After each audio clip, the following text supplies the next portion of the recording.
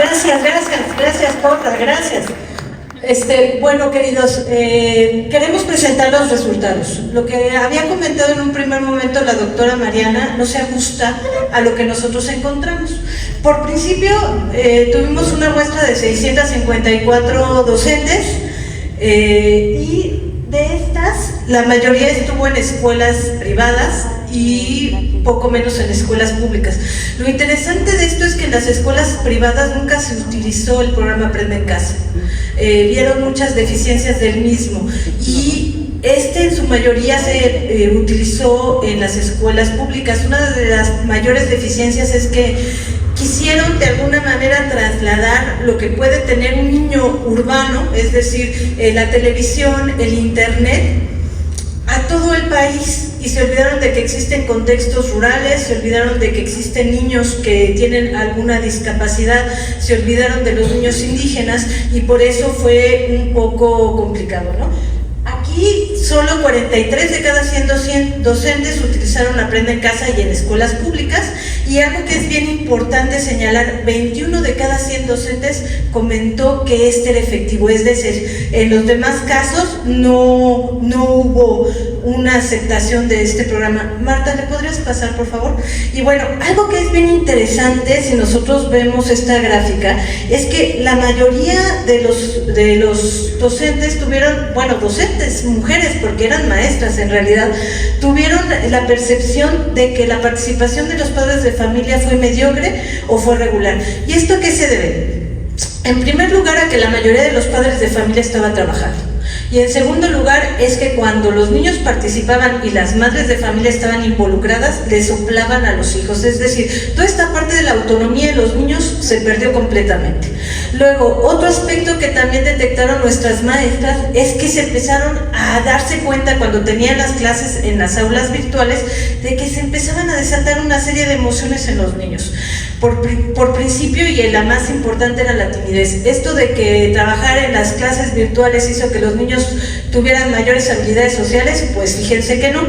Por otro lado, muchos niños sintieron frustración y enojo porque no sabían cómo comunicarse. Imagínense, son bebecines de 3 a 5 años que los tenían frente a la televisión. ¿Ustedes se pueden imaginar la frustración de esos bebecines? Yo sí. Y también, por otro lado, hubo apatía, hubo indiferencia, tristeza, ansiedad y miedo. La que sigue, querida. Luego, por otro lado, ellas tenían una percepción de sí mismas respecto a cómo se sentían con estas clases virtuales. Y algo que es muy curioso es que no todas se sintieron a gusto con esta dinámica, ¿no? Aunque la mayoría pensó o creyó al final tener ciertas habilidades para estas clases, cuando vemos cómo se sentían cómodas, este porcentaje se reduce casi a la mitad. Es decir, no se sintieron a gusto con este formato.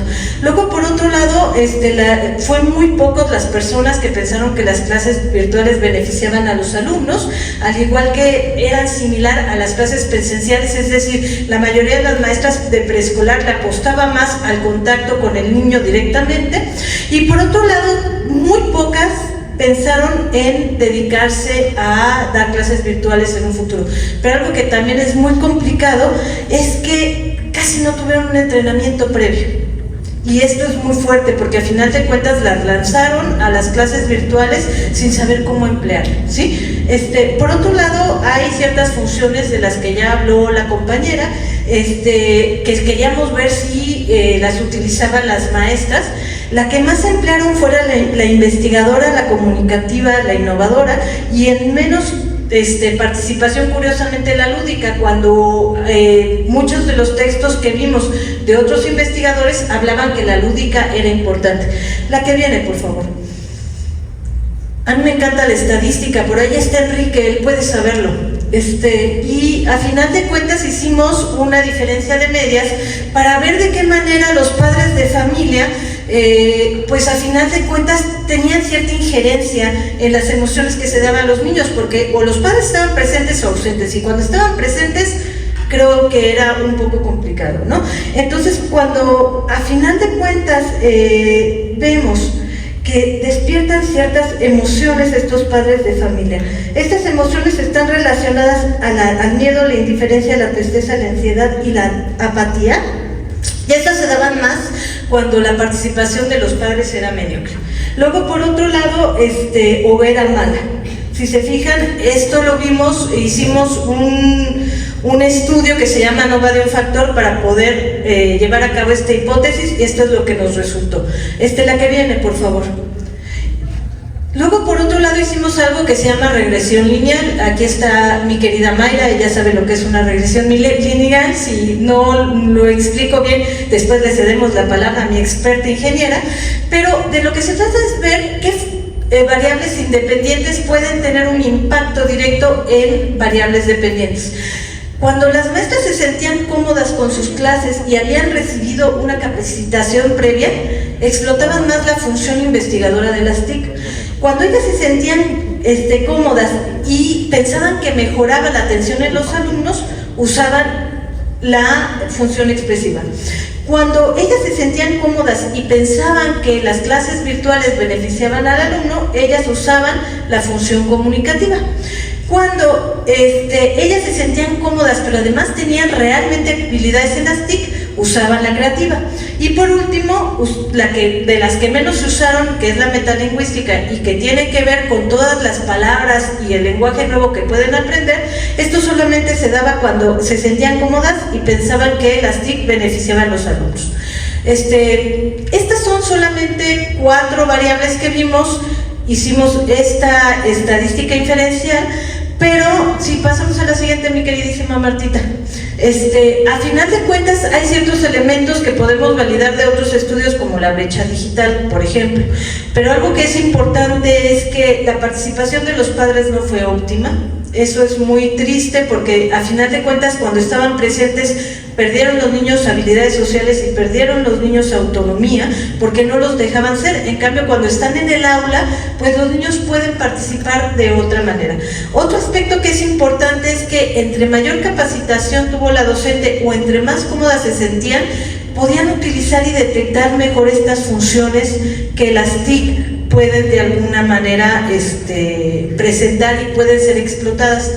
Esto es, a final de cuentas, solamente los principios de un estudio. Tenemos un montón de variables. También tenemos el estudio de padres de familia. Queremos cruzar la información de padres con docentes para ver dónde encontramos diferentes relatos sobre lo que pasó en ese momento, y también tenemos mucha información de corte cualitativo, pero eso se las presentaremos en otra ocasión. Muchas gracias por todo. Muchas gracias. Pues tendríamos solo unos minutos para preguntas, si es que las sugiere, porque tenemos que dar paso a otras presentaciones. Entonces tienen la palabra ustedes, el público, si alguien tiene algún comentario o pregunta para los ponentes que están aquí enfrente. Por allá.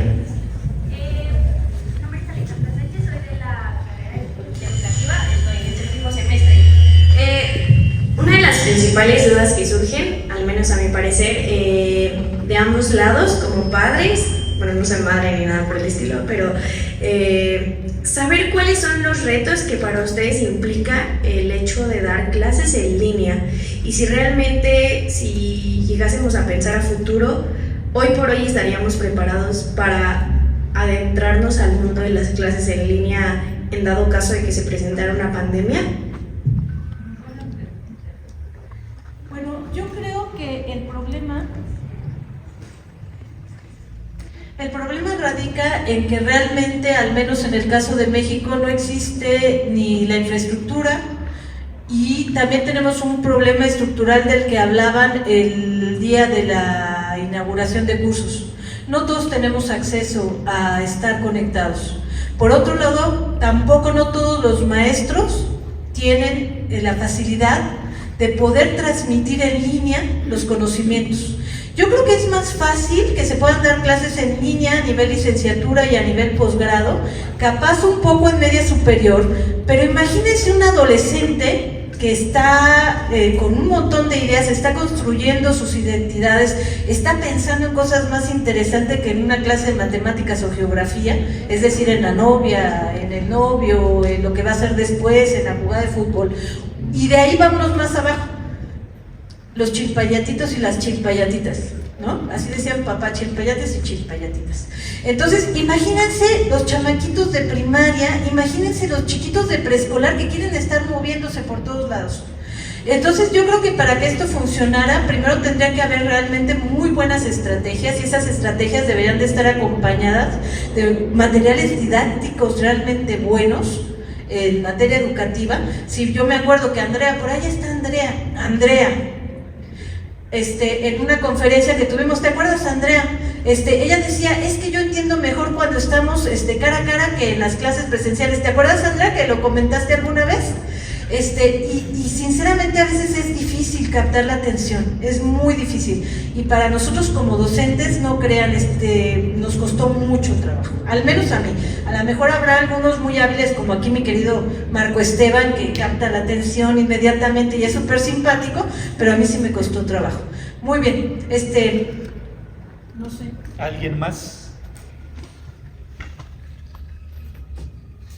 Parece que ya. Bueno, pues vamos a cerrar la mesa, agradecerle a Rosa Elena, a Marco Esteban, a Tania, Rocío y Mariana. Muchas gracias.